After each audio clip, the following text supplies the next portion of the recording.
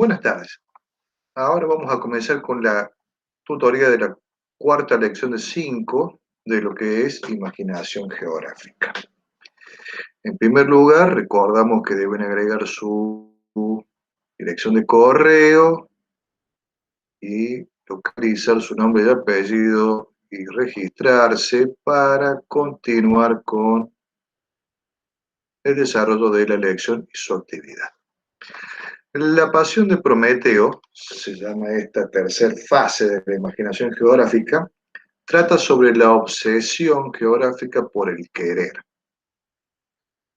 Entonces, ¿qué nos dice la introducción? Saber y poder, lo que ya hemos visto antes, entre Heródoto y Newton,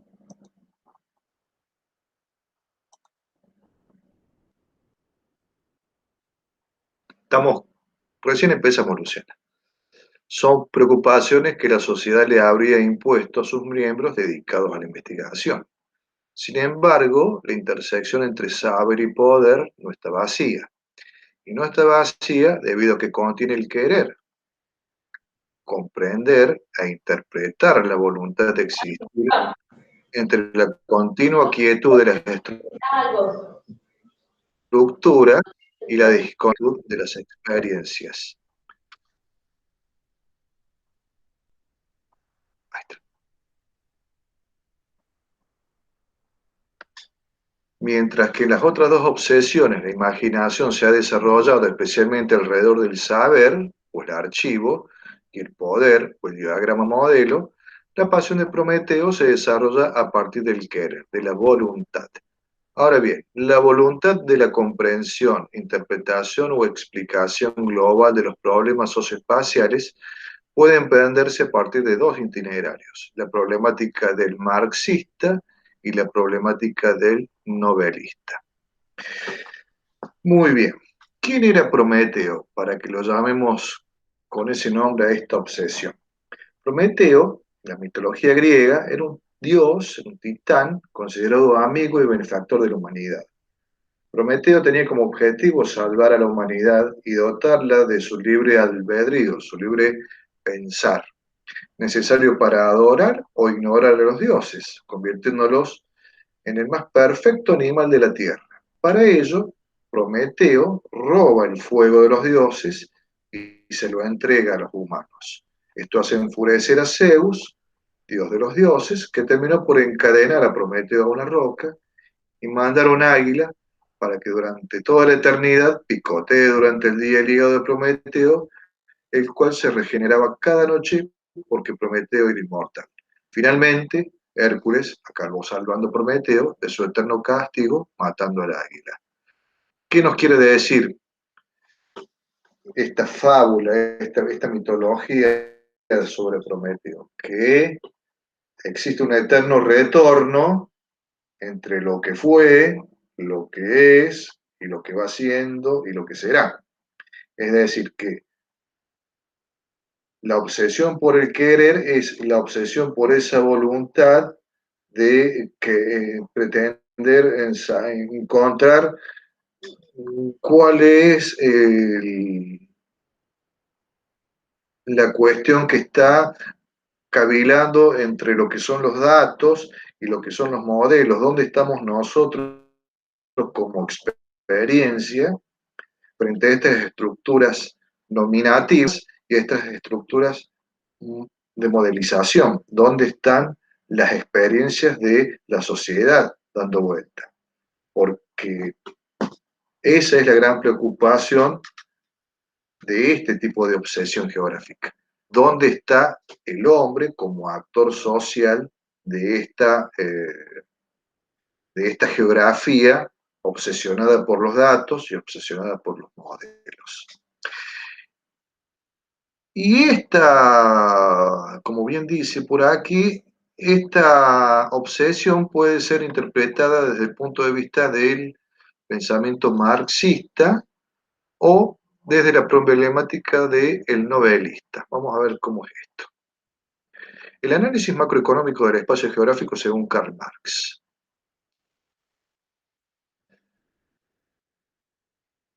Marx Es un pensador alemán del siglo XIX, desde medio del siglo XIX hasta fines del siglo XIX, que se dedica a estudiar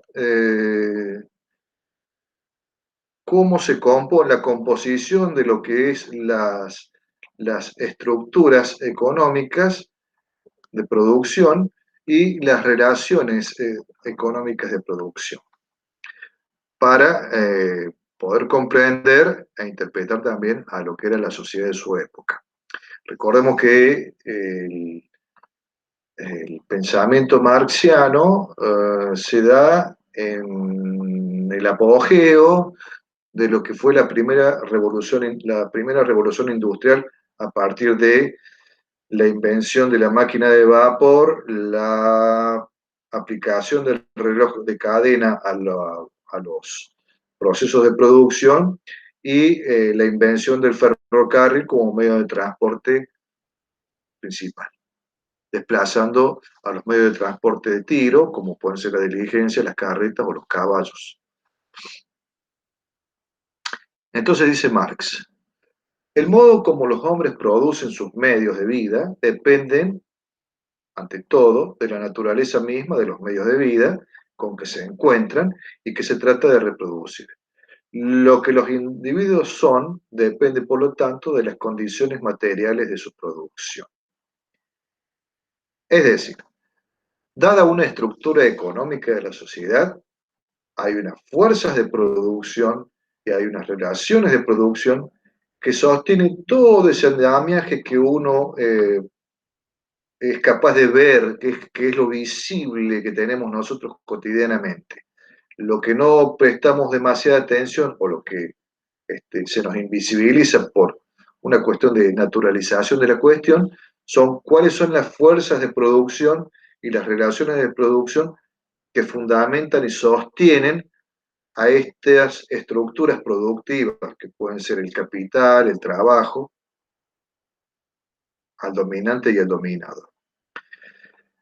Y las fuerzas de producción están en lo que es la propiedad, básicamente, como teoría de valor, en lo cual se desprende la propiedad como capital y la propiedad como fuerza de trabajo. Y por otro lado, las relaciones de producción, que están basadas en la enajenación, o sea, en la apropiación de lo ajeno, y que se fundamenta en la teoría de la plusvalía, que tiene como principios fundantes la relación entre dominante y dominado. ¿Qué es la plusvalía? Es esa porción de capital que el empleador o el dominante de aquella época se queda de ese trabajo que uno ofrece como fuerza. Y entonces ese pequeño valor diferencial con el que se queda el empleador o el dominante de aquella época, que corresponde a mi fuerza de trabajo, es lo que lo va capitalizando de a poco, pronto pero seguro. Y lo que nos va descapitalizando de a poco, pronto pero seguro. Y de allí nacen las desigualdades económicas. Al acumular plusvalía ajena, y nosotros al dejarnos acumular plusvalía propia, las desigualdades económicas comienzan a emerger más tarde o más temprano. ¿Se comprende? Sí, profe. Muy bien. Entonces, en la plusvalía está el origen del desarrollo desigual de las personas. Si yo, por ejemplo, por un trabajo de 100 pesos, yo te pago a vos 20 y me quedo con 80, yo me estoy quedando con trabajo ajeno. ¿Sí o no? Claro. Claro. Bueno, entonces ahí es donde nace la plusvalía y eso es ese es un gran problema que se traduce en el desarrollo desigual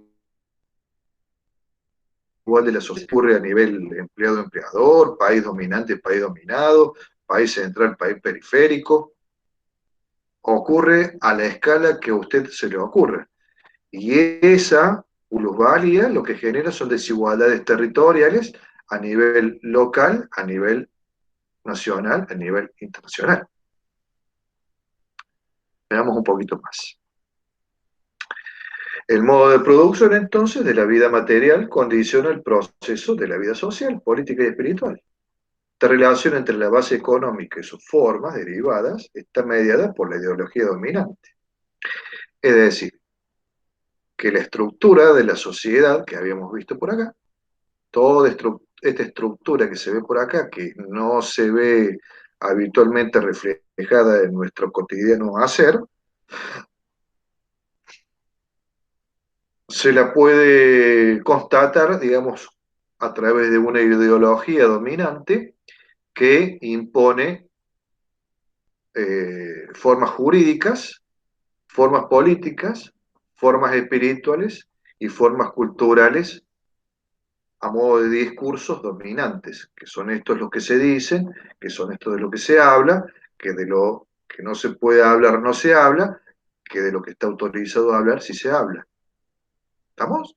Y eso es lo que fundamenta ideológicamente la sustentabilidad de ese grupo o de esos conjuntos de grupos dominantes que imponen determinadas maneras de juzgar, de hacer política, de hacer cultura o de hacer de la espiritualidad también un hecho social.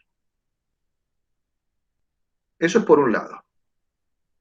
Por un lado, el querer, la obsesión geográfica por el querer, se interpretaría bajo estas consignas que son más bien de tipo estructurales, ¿ven? Son grandes bloques de grandes temas a nivel local o a nivel global, pero son temas de orden macro dimensional. En cambio, en cambio, tenemos un análisis microdimensional del espacio que está encarnado por la obra de otro pensador de origen marxiano, o marxista, que se llamó Henri Lefebvre. Henri Lefebvre, dentro de su vasta obra filosófica, escribe sobre la vida cotidiana. Él dice que lo cotidiano es lo micro, pero un microuniverso que se abre sobre la pobreza y la riqueza, sobre todas estas relaciones entre los seres y las cosas, cuya transparencia durante mucho tiempo no detuvo el punto de vista científico. ¿Por qué examinar la vida cotidiana o la cotidianeidad? ¿Por qué examinar las experiencias? Se pregunta él. Muy simple, porque estamos adentro y no la vemos, y porque viviéndola no la comprendemos, porque es visiblemente superficial e invisiblemente profunda, porque es nuestra coherencia con todos los días. Eso es la vida cotidiana.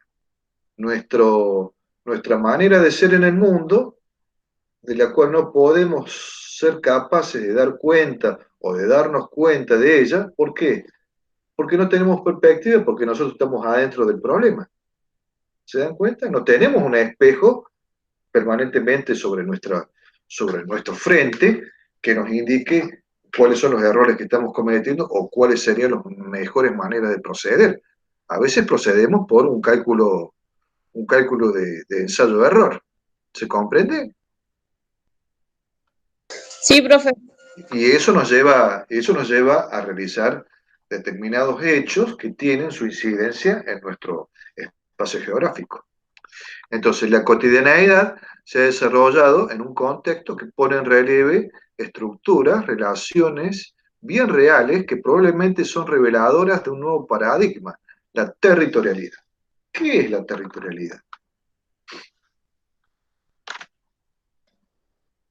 Dice, la territorialidad puede definirse como un conjunto de relaciones que las colectividades y por lo tanto los individuos tienen con la exterioridad y o la alteridad, utilizando mediadores de escala, saber y poder variables, uno puede imaginarse una relación significativa entre megamediadores, que son, por ejemplo, los modos de producción, las empresas, las instituciones, los gobiernos, y nuestra territorialidad, los problemas de mi barrio.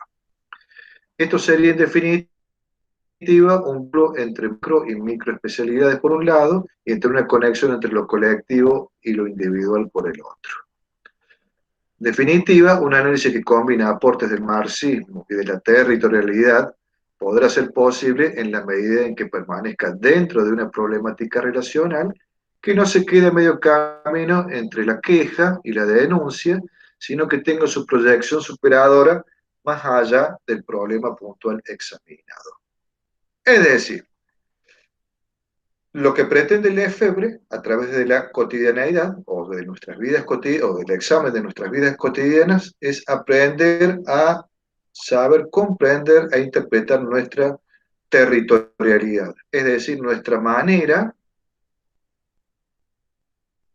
que tenemos de relacionarnos con otras estructuras que son de tipo productivas, como son las empresas o institucionales. O sea, tratar de como era, de generar un plan que nos permita delimitar y controlar nuestra propia vida cotidiana frente a a lo que nos afectan desde la afuera, ya sea por razones de tipo productivas, como el caso de las empresas y servicios, y razones de tipo institucionales, como pueden ser los actos de gobierno. Entonces, para poder examinar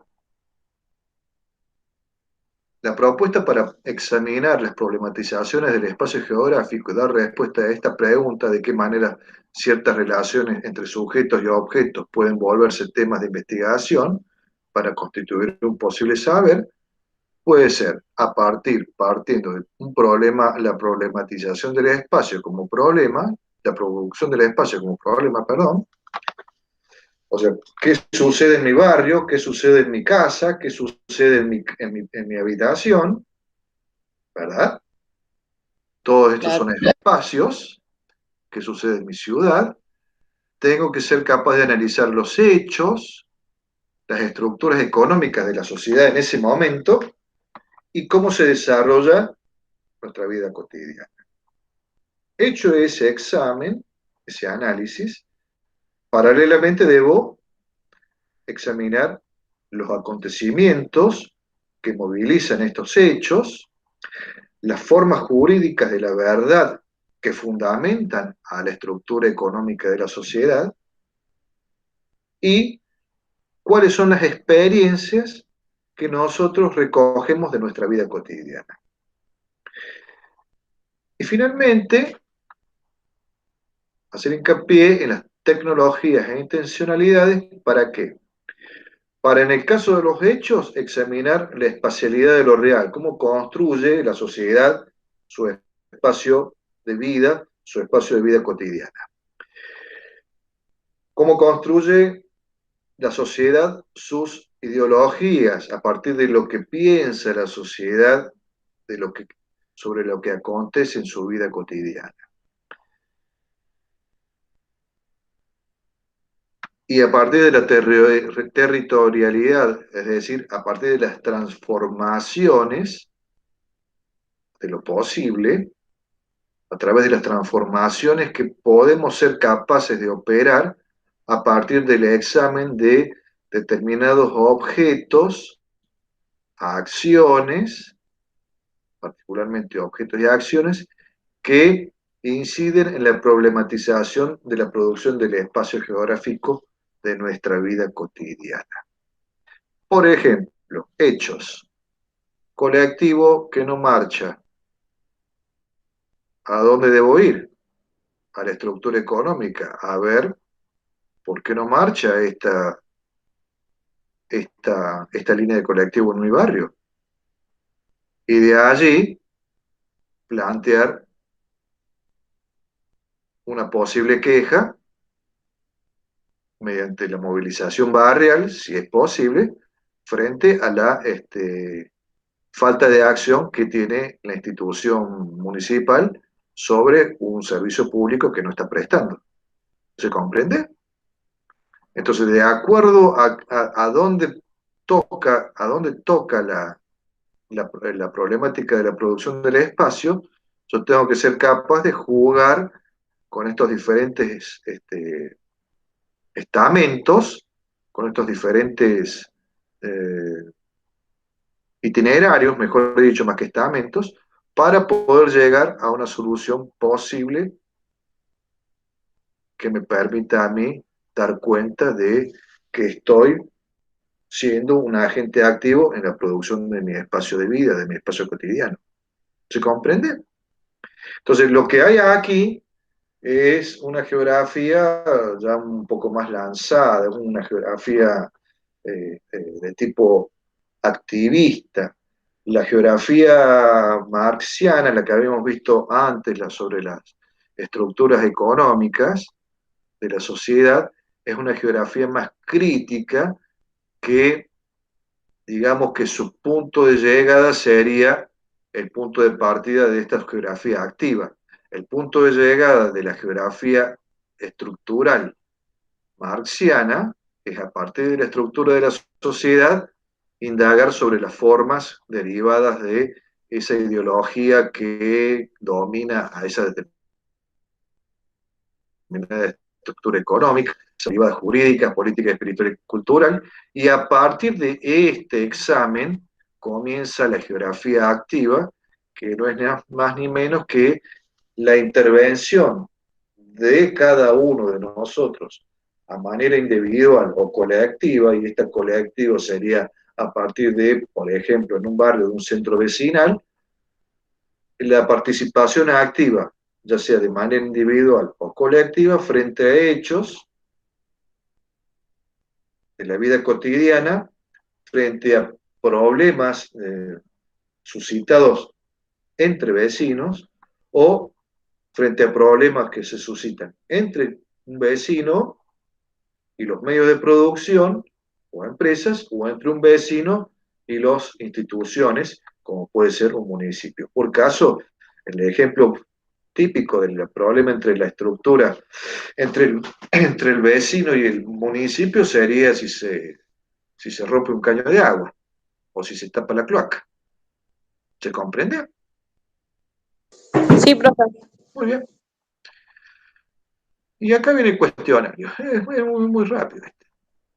Respuesta para afianzar contenido igual. La obsesión por el querer está centrada en qué? En la observación del espacio, en la modelización o en la producción.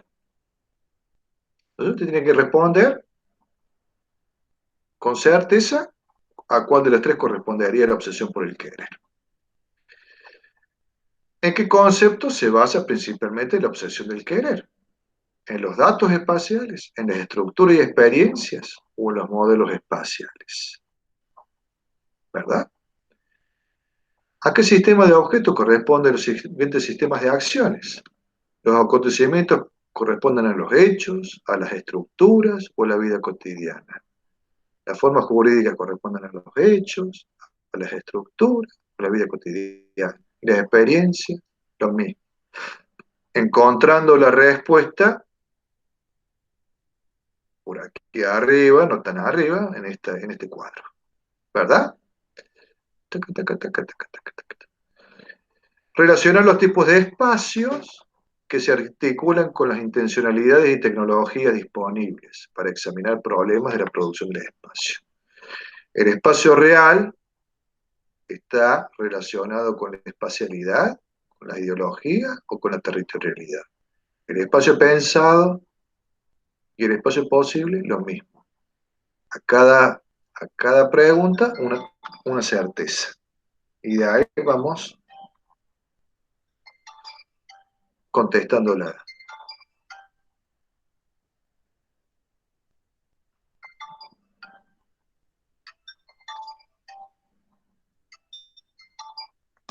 Y ahí vamos contestando las consignas. Finalmente, ¿con qué sector de la estructura económica de la sociedad se identifican los conceptos indicados a continuación? Capital.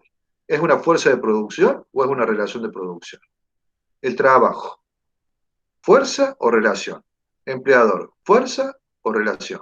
Empleado. ¿Fuerza o relación? Salario. ¿Fuerza o relación?